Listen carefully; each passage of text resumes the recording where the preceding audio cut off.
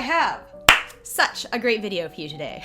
I'm very excited about it. See, okay, a few years ago, I made a video called The Film Photography Iceberg. It was a fun, lighthearted video, and everyone watched it, everyone loved it. Great time. A few months after that, I made a video called The Classism in Photography Iceberg. That was a heavy, feature-length masterpiece that almost nobody watched. So I got both ends of the stick with the iceberg meme video format, and I swore off of them for a while. Well, now I'm back with the Photograph Iceberg. Not photography, photograph. This iceberg features dozens of the world's most famous photographs, starting at the top with the most well-known, and gradually becoming more obscure and or more macabre as you sink down beneath the berg. And I thought it would be fun to overcommit to an enormous amount of work by individually discussing each entry on the list. This iceberg was made by a Reddit user named the Umbilical Cord Guy. Weird name, but thank you for putting this together. In this video, I will cover just tier 1. And if you're looking at the length of this video, then you understand what I mean by overcommitting to an enormous amount of work. But I want to explain each photo as well as I can, and I want to include any tidbits that might be interesting from a photographer's perspective. So if that all sounds interesting to you, stick around. Don't forget to leave a like on this video if you liked it. You can subscribe to see more like it, and you can leave a comment down below letting me know what you think. And without further ado, because this video is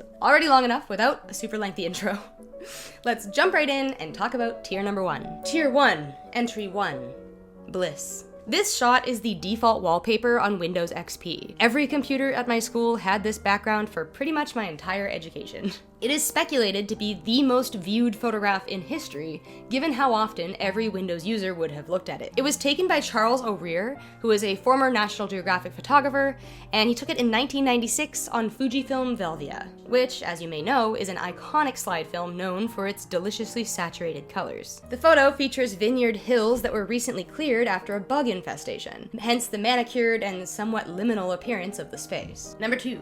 The Blue Marble. This photograph of the Earth was taken in 1972 from the Apollo 17 spacecraft, 5 hours after it set off from Earth towards the moon. Captured by either Ron Evans or Harrison Schmitt, it was taken on a Hasselblad camera with an 80mm Zeiss lens. This camera was used by all members of the crew, and so it's undetermined who in particular took this shot. Typically, NASA will credit photographs of this style to all members of the crew, and apparently, all of the crew members claim to have taken this particular image themselves. Apollo 17 was the last lunar mission with a crew, and since then, no human has been far enough from Earth to take a photograph of the whole planet. Which is kind of wild to think about, actually, because at this point, it's been over 50 years. Next up, we have Earthrise, and I guess we're in like an Earth photo theme here for a bit. This is another iconic photograph of Earth, taken in 1968 from orbit around the moon. Astronaut William Anders snapped the shot during the Apollo 8 mission, and we actually have a fantastic transcript of the moment it was taken, in which Anders frantically asked for a roll of color film, and then expresses disappointment that it came too late. He had snapped a black and white photo of the Earth just cresting the surface of the moon, and I think he was disappointed that he didn't get that moment in color. But you know, he still captured one of the most iconic photos of all time, so I think that just goes to show that you should still shoot your shot, even if you think you missed your chance. The transcript also tells us that this was taken with a shutter speed of 250 at f11. Yeah, it's a fun read, go check it out. Next, we have Pale Blue Dot. This shot was taken in 1990 by the Voyager 1 space probe, and it was taken from a distance of 6 billion kilometers from Earth, and 13 years after the probe began its journey into interstellar space in 1977. Earth appears as a teeny tiny dot against the vast black background of space. The picture was actually proposed by Carl Sagan, a fairly well-known astronomer and author, and he acknowledged that a portrait of the Earth from that distance wouldn't have any discernible detail, but he believed that it would be a meaningful perspective on humanity's place in the universe. The photograph was proposed in 1980, but it wasn't just like a matter of turning around and snapping the shot. The folks at NASA were concerned that pointing Voyager's cameras so close to the sun would damage the imaging system. In 1989, the photograph plan was finally put into motion after nearly a decade of planning, but staffing changes and layoffs delayed it further until 1990, when the iconic image was finally captured. Next shot, we have VJ Day in Times Square. VJ Day, or Victory Over Japan Day, marked the official end of World War II. It was the end of the deadliest and most destructive war in history, and folks were celebrating like there was no tomorrow. Or like, I guess there was finally a tomorrow. This image, captured by Alfred Eisenstadt, features a US Navy soldier grabbing a total stranger and bringing her in for a kiss. I always thought this was a shot of soldiers returning to their girlfriends after the war or something, but no. We actually have a great account from the photographer on how this played out. He says, "I saw a sailor running along the street, grabbing any and every girl in sight.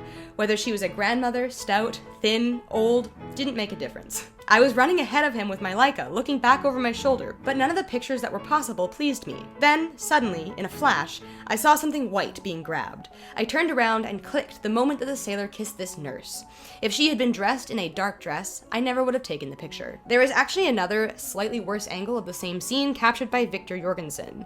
And imagine capturing the same scene at the same time as one of the most famous photographs of all time, but from an angle that was like slightly less pleasing, and so nobody's ever seen your photo. Sad for him, sorry Jorgensen. I love both of these photographs though, because you can see in the background there's these super bright smiles on the faces of everybody in Times Square. And that's probably the only time everyone in Times Square has been happy to be there. Now, you may not see smiles in Times Square that often, but if you want to see a smile on your own face when you're flexing in the mirror, you're in luck.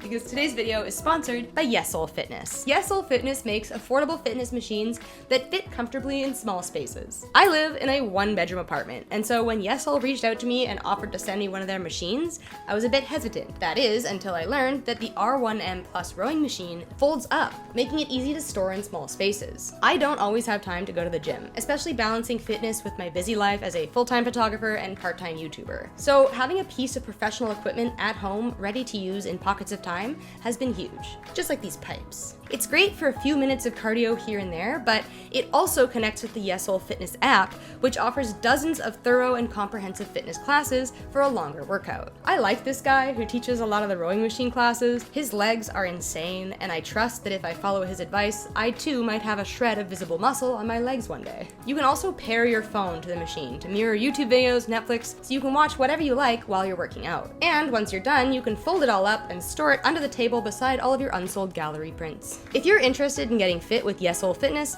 you can click my affiliate link in the description below and enter discount code YB100 at checkout to get $100 off your order. That is a pretty hefty discount code for a product that is already pretty affordable. So thank you all for checking this out. Good luck on your fitness journey should you choose to undertake it, and a huge thank you to Yesoul Fitness for sponsoring today's video. Alright, moving on. The next photo we have on our list is Afghan Girl. Growing up, did your parents have a copy of National Geographic with this photo on the cover? Because mine did, so I assume it's the universal human experience that all parents did. At least a bunch did, because this image appeared on the 1985 cover of National Geographic, featuring Sharbat Gula, an Afghan refugee in Pakistan during the Soviet-Afghan War. Taken by American photojournalist Steve Curry, the story behind how he got this shot is pretty cool. It's taken on Kodachrome 64 with a Nikon FM2 camera, and he had to smuggle his film into and out of the camp, stitched into the lining of his turban. He darkened his facial hair and wore traditional Afghani clothing to make himself blend in as much as possible with the men around him. He saw this girl with a bunch of other students and asked the teacher if he could photograph them.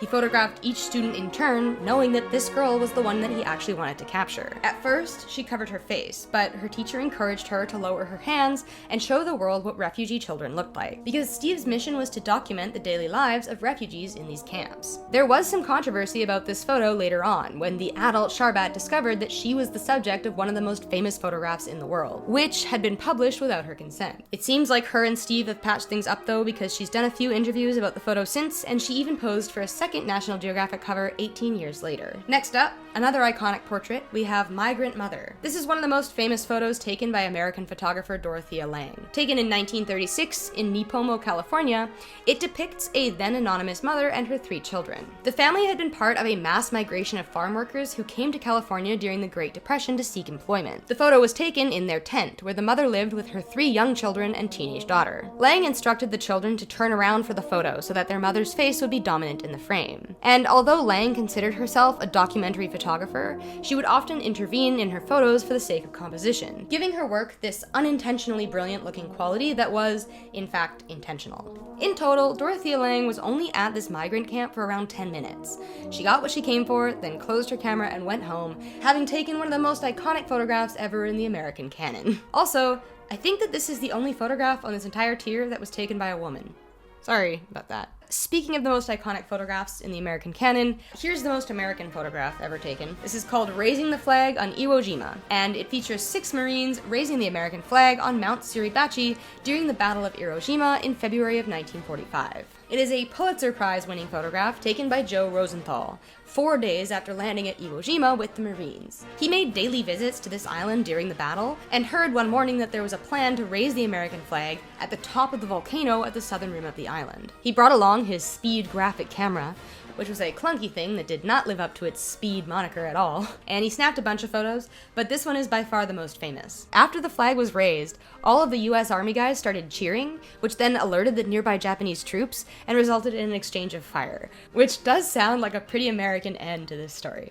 No offense, guys. Another famous image from the Second World War, we've got Into the Jaws of Death, taken on June 6th of 1944 at Omaha Beach during the Normandy landings on D-Day. The image shows soldiers departing the Higgins boat and wading through waist-deep water towards the beach during the largest combat operation ever performed by the United States Coast Guard. This photo was taken at 7:40 a.m.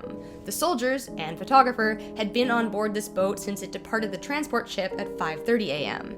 and had been drenched completely in cold ocean water by the time they reached the shore. The photo was taken by photographer's mate, Robert F. Sargent.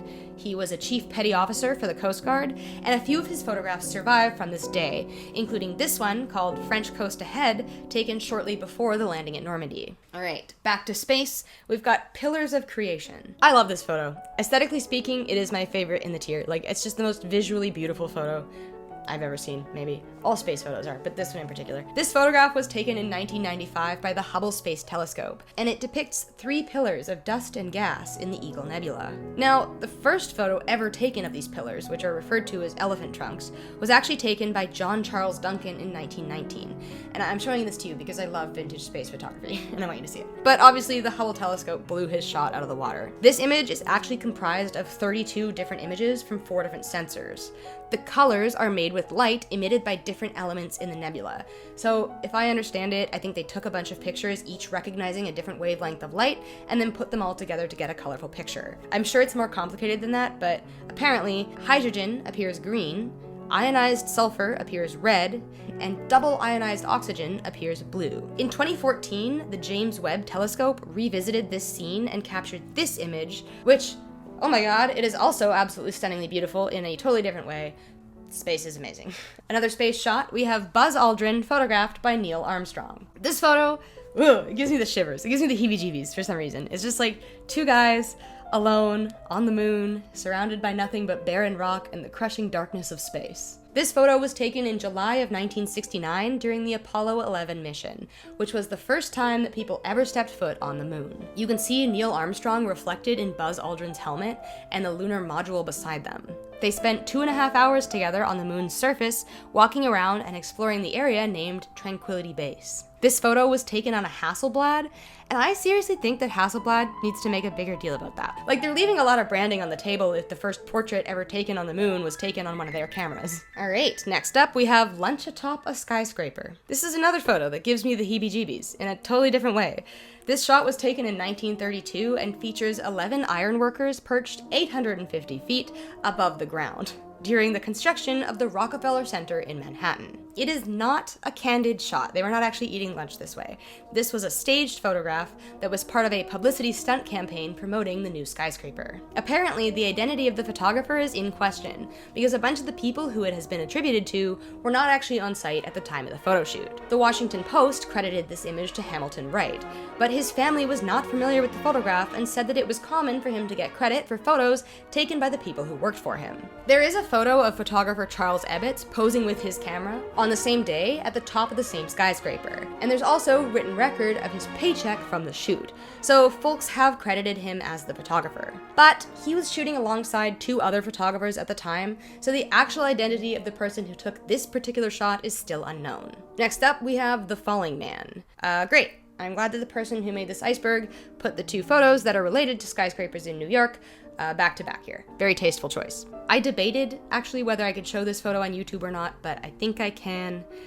This photo was taken on September 11th of 2001 by Associated Press photographer Richard Drew, and it features a man who had been trapped in the North Tower of the World Trade Center, jumping to avoid the flames that were making their way up the tower. The photograph was criticized after its publication, with some viewers saying it was cold-blooded and sadistic to photograph this moment. And I disagree, obviously, because when a photographer sees history unfolding in front of them, they can either do nothing or document it. And it's not like this photographer chose to take the picture instead of helping this falling man, right? The photographer could not have saved his life. He could have documented these final moments or let them pass unrecognized, and he chose to document. And I think that was the right thing to do, because now we have this moment preserved forever to be understood more deeply by future generations. That's what photojournalists do. That's what photography does. And now this man is a symbol for a tragedy and not just another digit in a body count. And that's because this photographer knows how to do his job. And the next photos on my list here that I'm going to talk about is also another really heavy one that is maybe a controversial choice to actually take this photograph, but these are the last photos of Omaira Sanchez, and I don't think I can show it to you on YouTube. I want to, but I think it'd be better off if you just Googled it, because I'm not sure what I can show on YouTube, and I don't want to take any risks. But basically, this photo shows a 13-year-old Colombian girl who was trapped in debris from a landslide that occurred after a volcanic eruption in 1985. Omaira's legs were pinned under debris from her collapsed house, and she was submerged in water up to her neck. She was alive for 3 days in this condition, during which relief workers and rescuers attempted to extract her, but were ultimately unsuccessful. There was no way to amputate her legs that would result in her staying alive afterwards, I suppose. French photojournalist Frank Fournier arrived in town on day 3 after she had been pinned and captured this image shortly before she died. And the one image in particular that I'm talking about is the one where she's staring directly into the camera. Her eyes are like completely black and she has one hand up like this. He published the image in order to report properly on the courage and suffering and the dignity of the little girl, and to publicize the need for relief efforts in the aftermath of this disaster. Another disaster, this one much more well known, I think, the Hindenburg. This photo was taken in New Jersey in 1937, and it features the LZ-129 Hindenburg, a German commercial passenger airship. I love the word airship, but this is why we don't have airships. I always thought this was a Titanic situation, like a massive vessel goes down on its maiden voyage across the Atlantic, but no, the Hindenburg had actually already made 10 voyages between Germany and the United States during 1936, and it was docking after its first voyage of 1937. And if you're like, wait, 1937? Germany? Yeah, I didn't think about that either until I saw this picture of the Hindenburg over New York, and I'm like, nice big ship you got there. Isn't that a weird picture? It's giving steampunk alternative history. No one knows exactly how the blaze started, but once it started, the Zeppelin was a ball of fire almost immediately. And this is because it was filled with highly combustible hydrogen gas. I don't know if your science professor ever showed you one of these demonstrations where they blow up hydrogen, but if you can imagine this, but in a balloon that's 800 feet long, that was the Hindenburg. The most iconic photo of the event was taken by photojournalist Sam Shear, who was on site to document the landing of this big Zeppelin. He only had 2 shots in his camera, and he didn't even have time to raise the camera to his eye. He said he shot this picture from the hip, because it was over so fast, there was nothing else that could be done. Fun fact, there is a recording of a reporter's live reaction watching this catastrophe unfold, and that's where we got the phrase, "Oh, the humanity." I was watching the video of the Hindenburg going down for the first time, and I was like, oh my god. Oh my god. And my partner turns around and he's like, what? What's happening? I was like, the Hindenburg. And he's like, yeah, you just hearing about this? Wait till you hear about the Titanic. Okay, finally we're getting out of the disaster zone here. We've got Abbey Road cover. Taken in August of 1969, this is probably one of the top 3 most famous album covers. Probably the most famous one ever, if we're being honest. It features the Beatles crossing a crosswalk outside EMI Studios in London. And I have been here on a tour bus, and yes, we did have to wait a very long time for tourists in the crosswalk recreating the photo. The photographer who took this photo, Ian McMillan, only took 6 photos during the shoot. And based off of this information, can you guess what kind of camera he was holding? Like, a photographer who hangs out with a famous band in London only takes 6 shots during the photo shoot for their album cover, which is right outside the studio where they recorded the album. What camera is he using? It's a Hasselblad. But you also get a point if you said Leica, because it was gonna be one or the other. Next up, we have a photo that I had never heard of. I never saw this one. Instagram egg. Reading the Wikipedia page for this Instagram egg photograph had me just like, what? What? What? This photo was posted by the Instagram account World Record Egg. It became a global sensation within days of being posted. For some reason, What? It was the second most liked Instagram post ever until 2022 and was created by Chris Godfrey, who was an advertising guy who later incorporated the egg into a Hulu commercial intended to raise awareness about mental health. What? So I thought that this must have been like an early Instagram thing, right? It's just got like an early internet vibe. But no, this was posted in 2019. It reached 18.4 million likes in 10 days. And like, I was on Instagram a lot in 2019 and I never saw this egg. So I don't know how y'all were finding it. It just completely slipped under my radar. Not much to say about the photo because it is literally just an egg, but the internet phenomenon behind it was pretty nuts. Speaking of internet phenomenons, next up we have Bernie Sanders' mittens. And I think this is one of the most recent photos on the iceberg. It is from the inauguration of Joe Biden, and it shows Vermont Senator Bernie Sanders in a pair of homemade mittens and a face mask. I think people like that he looks so uninterested at the inauguration, and so it became a meme to Photoshop him into the background of historical events. This photo was taken by photojournalist Brendan Smilowski, and when asked about the photo, Brendan says, "That picture is not really great. It's not the nicest composition in the world." He also says, "I don't think any photojournalist is crazy about their work turning into a meme." I kinda get it. Like, the photograph itself is unremarkable, so to have one of your least remarkable images from this historical event be the one that gets remembered forever would be a little bit frustrating. Another somewhat modern photograph here, we've got Situation Room. And wow, all-star cast in this photograph, right? Good lord, the credentials that you would need to get into this room, I can't imagine. It was captured by Pete Souza on May 1st of 2011, and this photo shows then-President Obama and his national security team in the White House Situation Room watching live updates from Operation Neptune Spear, which resulted in the assassination of Osama bin Laden. The feed that they're watching in this photo was from a drone that was flying overhead, not like body cam footage of the SEALs entering the bunker, which honestly would have been way cooler. So the expressions on the faces of the people in the photograph aren't really related to what's being shown on screen, but rather they show how each person is managing their own emotions in this super tense couple of minutes after the SEALs infiltrated Osama's hideout. The photographer, Pete Souza, was the chief White House photographer for Presidents Ronald Reagan and Barack Obama, which is just an insane job to shoot on a Canon. Okay, we're back to space, again, I think, with Family Portrait. So don't know if I would call this one a photograph, like, it's definitely more of a collage. But here it is, Family Portrait, taken by Voyager 1 in 1990, approximately 6 billion kilometers from Earth. This image is a mosaic of 60 images showing 6 planets in our solar system and a partial background showing their relative positions in space at the time. We have Jupiter, Earth, Venus, Saturn, Uranus, and Neptune, as well as the Sun. The frames each used different colored filters to bring out as much detail as possible in each planet, which is why there's so much variation in the background color between the frames. Next up, this photo, I definitely had to look up how to pronounce it, and I'm gonna do my best. This photo is titled Guerrillero Heroico. Spanish speakers, you guys can roast me in the comments, I'm so sorry. So raise your hand if you had this image on a t-shirt at one point. I swear I am wearing it in my high school ID photo. No, I will not show you. This was, at one point, the most reproduced image of all time. The name translates to heroic guerrilla, referring to guerrilla fighters. It was taken by Alberto Corda and features Che Guevara, being captured in March of 1960 in Havana during a memorial service for the victims of an explosion that had occurred in the nearby Havana harbor. Guevara, who was a trained doctor, had been nearby when the explosion occurred, and immediately drove over and spent the next hours giving medical attention to people injured in the blast. The death toll for this explosion was between 75 and 100, with more than 200 people being injured. So you can imagine it was a pretty gruesome scene, right? And so just look at the expression on his face in this photograph, right?